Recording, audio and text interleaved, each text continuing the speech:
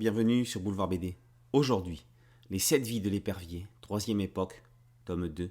Qu'est-ce que ce monde ? Paris, mai 1642. Alors que Germain Grandpin retrouve la fille de 17 ans qu'il a eue avec Ariane de Troyes et adoptée par la famille Lanclos, Ariane apprend que le fils qu'elle a eu avec Louis XIII, enlevé à la naissance par Anne d'Autriche, est vivant.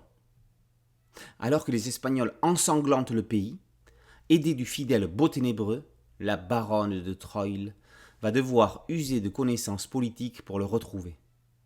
On sait ce que deviendra Ninon de Lanclos. Qu'adviendra-t-il du fils illégitime ? On croyait son destin clos. Il n'en est rien.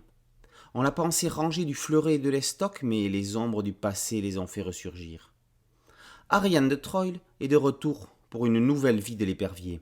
Après le mythique et intouchable premier cycle des 7 vies de l'épervier dans la collection Vécu chez Glénat, après le moins surprenant et peut-être un peu opportuniste cycle de Plumauvent chez Dargaud, le 3e cycle de la série, dont la trame, le décor et l'ambiance semblent plus proches de la série originelle, se poursuit 7 ans après son lancement. Cotias joue avec ses personnages fétiches comme Molière le faisait avec les personnages de ses pièces. Scénariste prolifique des années 80-90, il s'était montré plus discret depuis quelques années. Il ajoute ici une maille à la toile de l'épervier en nous offrant un 55e album dans cet univers. Il s'amuse et transmet son plaisir au lecteur. Juillard a un dessin fin et élégant. Les mouvements des costumes des personnages sont en particulier très fluides. Il dessine également les gens nus, en écho au tout premier album de la série, avec réalité et sans aucun voyeurisme.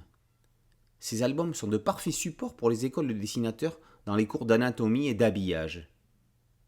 Tout comme Maurice qui disait dessiner des personnages en détail avant de les ombrer, si on sait dessiner le corps humain avant de l'habiller, on ne le vêtira que mieux. Il ne faudra pas attendre 7 ans pour connaître la suite des aventures d'Ariane de Troyes, puisqu'André Juillard jette l'éponge.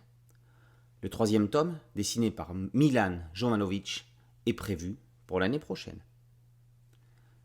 Des 7 vies de l'épervier, 3e époque, tome 2, Qu'est-ce que ce monde, par Juillard et Cotias, est paru aux éditions d'Argaud.